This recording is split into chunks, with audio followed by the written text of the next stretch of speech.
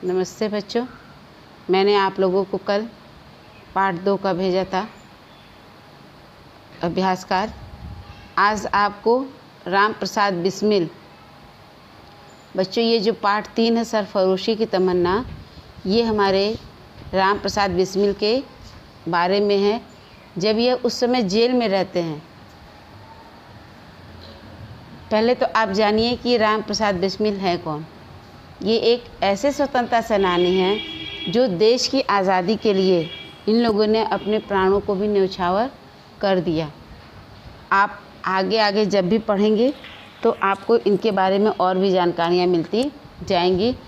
आप सबसे पहले ये जान लीजिए कि राम प्रसाद बिस्मिल एक ऐसे स्वतंत्रता सेनानी थे जो कभी भी अंग्रेज़ों के सामने झुके नहीं।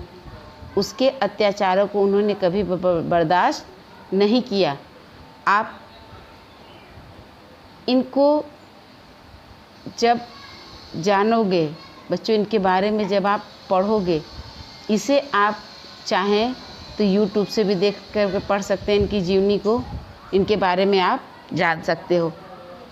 आप इनका जो है, इनका थोड़ा सा अंश जो है वह आपके पार्ट 3 में है, सरफरोशी की तमन्ना। जब ये जाते हैं जेल में उस समय का ये वर्णन है। और बच्चों ये देखिए, आपको दिख रहा है इसमें कि कुछ पात्रों के नाम हैं, जैसे जेलर, बिस्मिल, है ना। यहाँ पे आप देख रहे हैं। फिर आगे आप देखोगे इस चैप्टर के, उसमें पढ़ोगे तो बीच में इनकी माँ आ जा रही हैं। तो ये क्या है? ये एकांकी है। यह एक एकांकी है, यानी कि इसको आप स्टेज पर प्रस्तुत भी कर सकते हैं। एकांकी जैसे आप लोग जब असेंबली करते हो सुबह में तो छोटा छोटा स्किट करते हो आप लोग, उस स्किट को ही हम एकांकी कहते हैं। यानी कि थोड़े समय का जो नाटक होता है खेलने का, वो आप इसमें पढ़ोगे, जानोगे। ये उस समय का वर्णन है जब राम प्रसाद बिस्मिल जेल में रहते हैं। और इसमें 3 पात्र को लिया गया है। एक को जेलर बनाया गया है, एक को बिस्मिल बनाया गया है और एक बिस्मिल की माँ को। 3 पात्र को लेकर के तब यहाँ पर जो है बनाया गया है। और यहाँ पर इसे मैं पढ़ते जाऊँगी, आपको एक्सप्लेन करते जाऊँगी और आप इसको समझते जाना। यह एकांकी स्वतंत्रता संग्राम के उस अमर शहीद से संबंधित है जो भारत को अपनी माँ मानते हुए उसके चरणों में अपना बलिदान कर देता है। राम प्रसाद बिस्मिल भारत के महान क्रांतिकारी एवं अग्रणी स्वतंत्रता सेनानी थे। ब्रिटिश शासन से संघर्ष करते हुए उन्होंने भारत में ब्रिटिश शासन की जड़ें हिलाकर रख दी। यानी कि उन्होंने अंग्रेज़ों को, कहा जाता कि लोहे के चने का चबाना, वही उन्होंने अंग्रेज़ों के साथ कर दिया था। अंग्रेज़ इनके नाम से भी कांपते थे। बिस्मिल के क्रांतिकारी संघर्षों से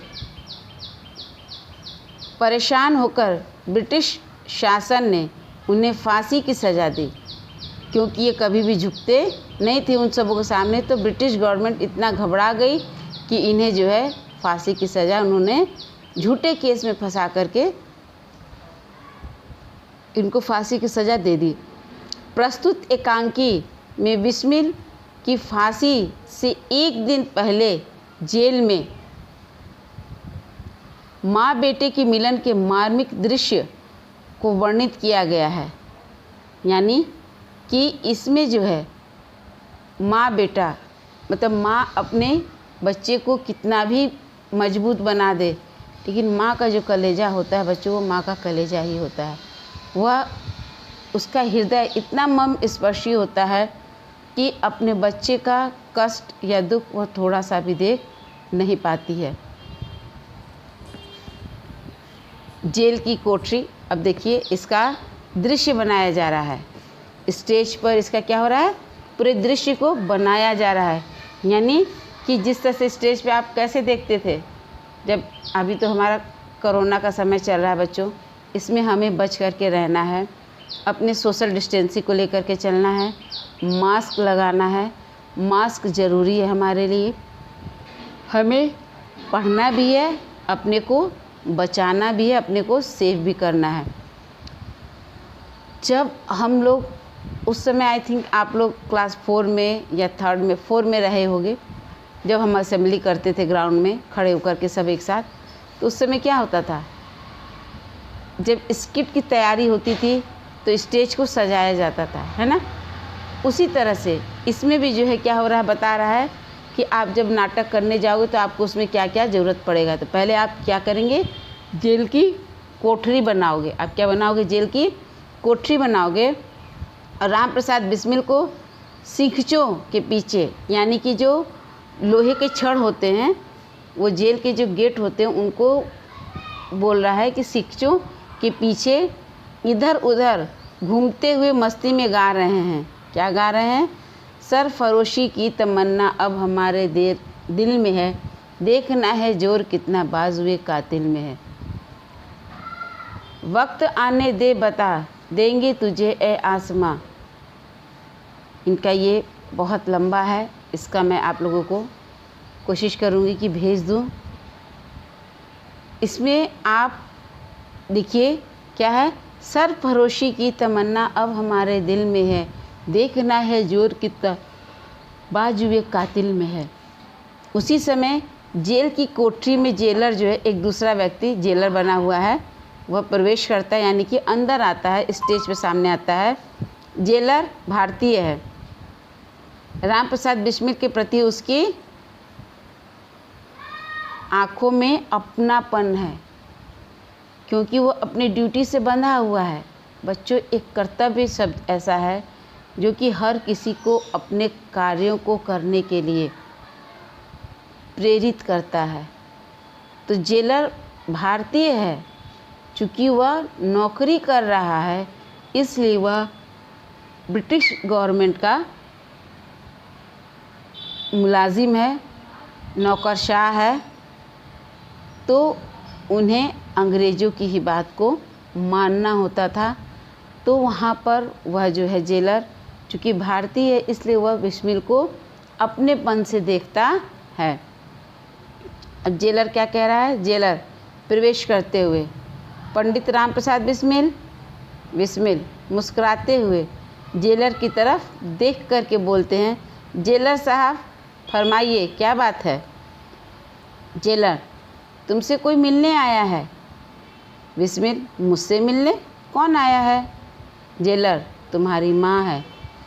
बिस्मिल प्रसन्नता से, मेरी माँ। कुछ सोचकर यकाएक उदास हो जाते हैं, लेकिन नहीं जेलर साहब, मैं अपनी माँ से नहीं मिलूँगा। यहाँ पर राम प्रसाद कहते हैं, नहीं जेलर साहब, मैं अपनी माँ से नहीं मिलूँगा। जेलर आश्चर्य से, माँ से नहीं मिलोगे, यह तुम क्या कह रहे हो। बिस्मिल, हाँ जेलर साहब, मैं अपनी माँ से नहीं मिल पाऊँगा, मुझे उनसे नहीं मिलना चाहिए। जेलर, लेकिन क्यों, कल तुम्हें फांसी होने वाली है और आज तुम आखिरी बार अपनी माँ से विदा भी नहीं लोगे। बिस्मिल, मजबूर हूँ जेलर साहब, केवल एक दिन कि मेरी माँ इस ज़िंदगी को देखकर माँ को कितना दुख होगा, इसे आप नहीं जान सकते। मुझे डर है कि माँ की भीगी आँखें कहीं मेरे कदमों को डगमगा न दें, मुझे अपने मौत के लिए अफसोस न होने लगे। यानी कि वे माँ को दुख को देख करके एक बेटे का हृदय जो है वह बोल उठता है कि यदि मैं अपनी माँ को दुख में देखूँगा तो हो सकता है कि कल मैं फांसी के लिए अफसोस करने लगूँ कि मैंने अपनी फांसी को क्यों स्वीकारा या मैंने यह कदम क्यों उठाया। जेलर व्यंग से। इसका मतलब यह हुआ कि तुम्हें अपने आप पर भी यकीन नहीं। नहीं नहीं जेलर साहब, बिस्मिल कहते हैं, नहीं नहीं जेलर साहब, ऐसा ना कहिए। मैं चट्टान की तरह अटल हूँ और मेरे ईश्वर को अर्पित किए गए किसी फूल की मुस्कान मेरे रग रग में है। लेकिन जब भी जेलर साहब माँ से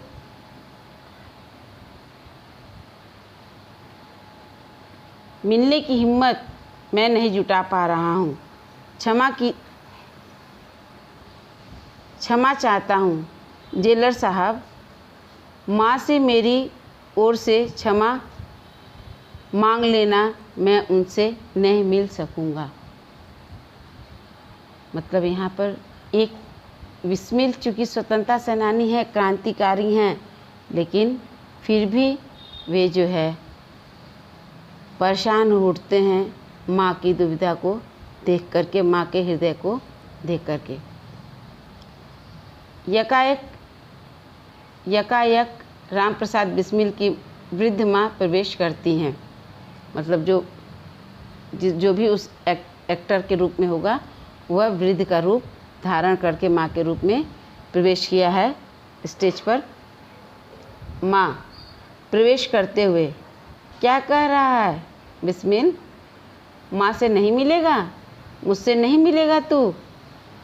जा फिर से एक बार मेरी ओर देखकर कहना तो सही, जरा फिर से मेरी ओर देखकर कहना तो सही।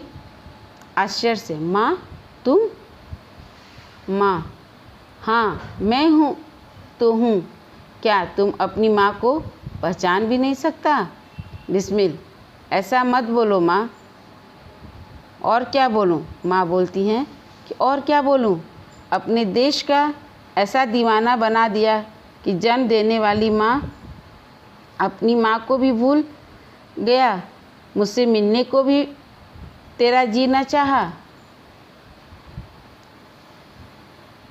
बिस्मिल माँ मुझे गलत मत समझो, मेरा मतलब यह नहीं था। मैंने कह के वो कुछ थोड़ा रुक जाते हैं। माँ बात काट कर स्नेह से, अब रहने दे अपनी सफाई को। मैं सब जानती हूँ, तू अपनी माँ को भले ही भूल जा, पर मैं अपने बेटे राम प्रसाद को खूब जानती हूँ। तूने सोचा होगा कि तुझे इस हाल में देखकर मुझे शायद दुख होगा।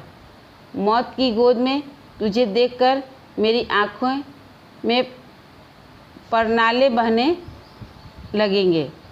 बिस्मिल हाँ माँ, मेरा मतलब यही था। माँ पगले, तो अपनी माँ को इतना भी नहीं पहचान सका?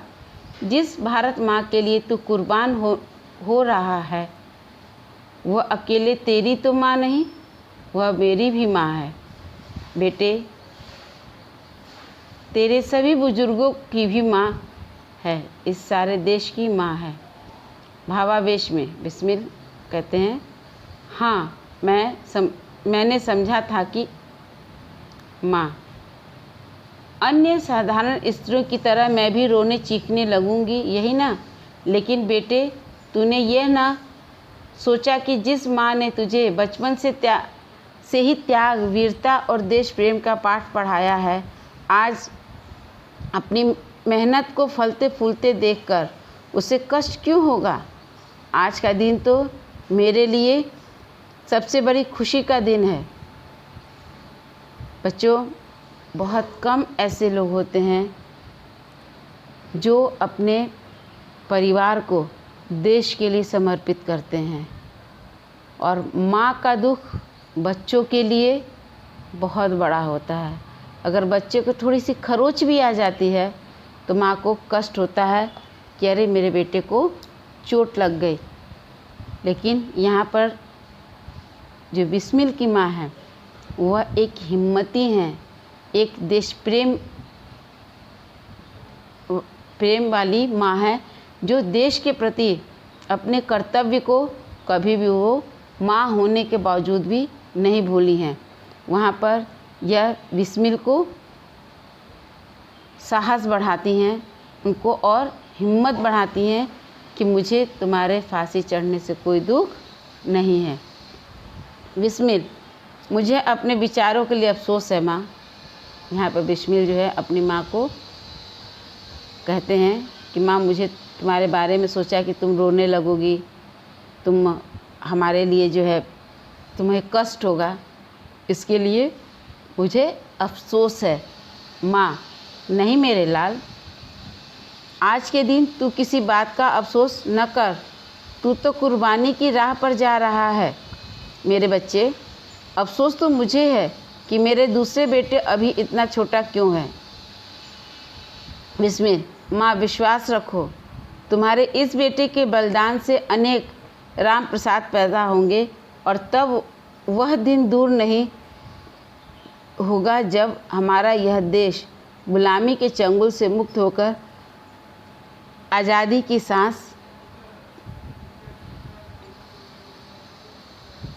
लेगा, आज़ादी की सांस ले सकेगा। सॉरी बच्चों। और संपूर्ण भारत की सुंदर सलोनी धरती हमारी होगी। माँ, कितना शुभ होगा वह दिन। बिस्मिल, हाँ माँ, कुछ ठहर कर। माँ, एक इच्छा है। माँ, बोल बेटे, क्या इच्छा है? तेरी हर इच्छा को पूरी करने की कोशिश करूँगी। बिस्मिल, जब आज़ादी का पहला जश्न मनाया जाए तब मेरी तस्वीर को कहीं ऐसी जगह रख देना जहाँ से मैं सारा जश्न अपनी इस तस्वीर के ज़रिए देख सकूं, लेकिन मेरी इस तस्वीर को कोई न देख सके। मतलब राम प्रसाद बिस्मिल इतने ज़्यादा त्याग वाले थे कि उन्होंने यह सोच रखा था कि उनकी मौत से जो उसको दुख होगा, अगर हमारे देश को आज़ादी मिल जाएगी तो हो सकता है कि वो लोग आज़ादी न मनाएं। यहाँ पर वो अपनी माँ से कहते हैं कि माँ, हमारे तस्वीर को छिपा करके रखना कि मैं तो उस जश्न को देख पाऊँ, लेकिन लोग मेरी तस्वीर को न देख पाएँ, क्योंकि उन्हें जब मेरी तस्वीर दिखेगी तो उनके जश्न जो है वो अधूरे हो जाएंगे। माँ, ऐसा क्यों मेरे लाल?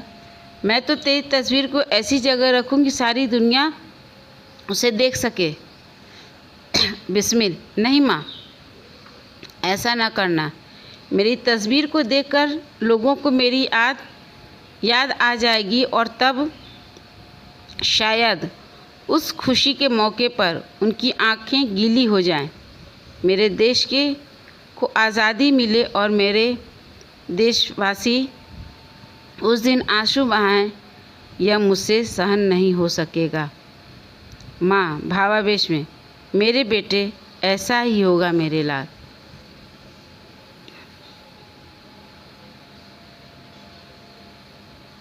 जेलर घड़ी देखते हुए, क्षमा कीजिए, समय काफ़ी हो चुका है। माँ, चलती हूँ जेलर साहब। अपनी साड़ी के पल्लू से बंधे हुए बेसन के कुछ लड्डू निकालते हुए, ले बेटा, ये बेसन के लड्डू मैं तेरे लिए बनाकर लाई हूँ। माँ के हाथ का यही तुझे आशीष अंतिम भोग है। बिस्मिल, बेसन के लड्डू? माँ, हाँ, मुझे बेसन के लड्डू तुझे बेसन के लड्डू बहुत अच्छे लगते हैं ना? बिस्मिल हिचकिचाते हुए, लेकिन माँ, जेलर साहब। बिस्मिल जेलर की तरफ देखते हैं। जेलर मुस्कुराकर स्वीकृति देता है। माँ मुस्कुराकर, चिंता ना कर, जेलर साहब से मैंने पहले ही पूछ लिया है, बहुत अच्छे आदमी हैं। बिस्मिल, लाओ माँ, अपने हाथ से ही खिला दो। प्रसन्नचित्त माँ बिस्मिल को लड्डू खिलाती है। बिस्मिल, बस माँ, ये बचे हुए लड्डू मैं बाद में खा लूँगा, ये लड्डू लेकर अपने पास रखते हैं। बच्चों ये सारा जो दिख रहे हैं आप पढ़ रहे हैं, ये एकांकी है, यानी कि ये एक नाटक है। और जो ये लिखा हुआ है कि माँ, बिस्मिल, जेलर, ये इनके संवाद है, यानी कि ये डायलॉग बोल रहे हैं। जिस तरह से आपको कहा जाता है कि स्टेज पे जाके आपको क्या बोलना है, क्या बोलोगे, क्या कहोगे, तो ये सारी चीज़ें जो है वह लिखी हुई हैं और इसी तरह से इनको बोलना है। और ये स्टेज पे इसी तरह से कार्यक्रम चल रहा है अभी। या कभी जब स्कूल खुलेगा तो हो सकता है कि इससे आप लोगों से मैं करवाऊँ भी।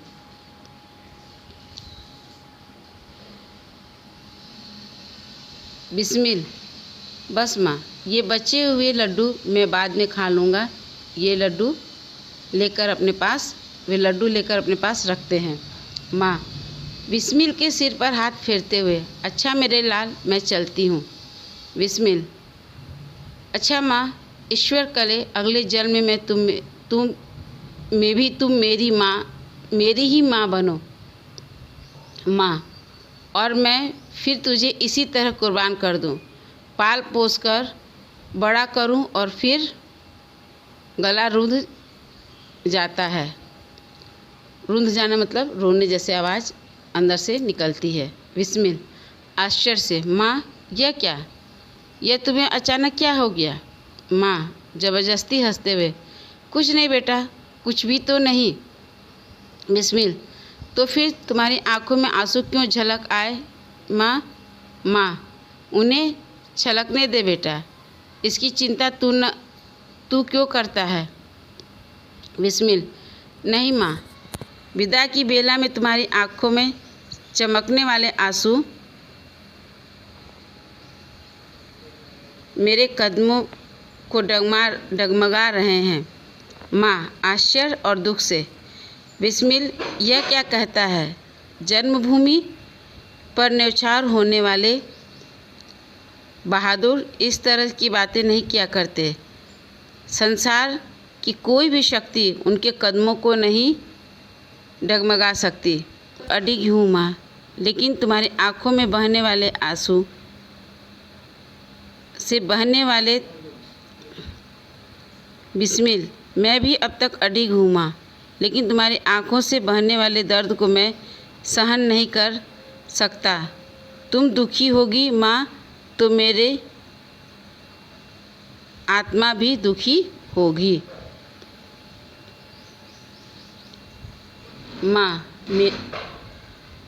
मेरा दुख, तेरी कुर्बानी पर मुझे दुख, यह तू क्या कह रहा है। बिस्मिल, मैं नहीं कह रहा माँ, तुम्हारी आँखों से बहने वाले आंसू कह रहे हैं कि तुम्हें कोई दुख है। माँ हंसकर, अरे पगले, ये आंसू खुशी के हैं। खुशी के आंसू। माँ, हाँ बेटा, पाल पोस कर अपनी संतान को अपने ही हाथों से देश के लिए कुर्बान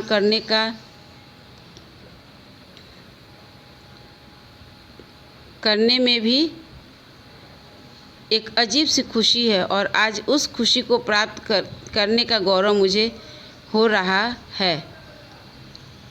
बिस्मिल, माँ, मैं समझा था कि। माँ, अरे अब रहने भी दे अपनी समझ को।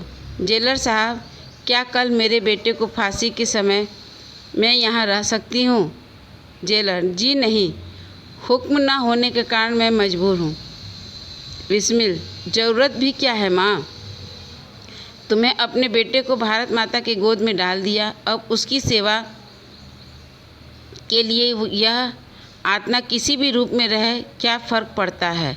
माँ, तू ठीक कहता है मेरे लाल। अच्छा मेरे बच्चे, अपनी भारत माता की अच्छी तरह सेवा करना, कोई चूक ना हो पाए।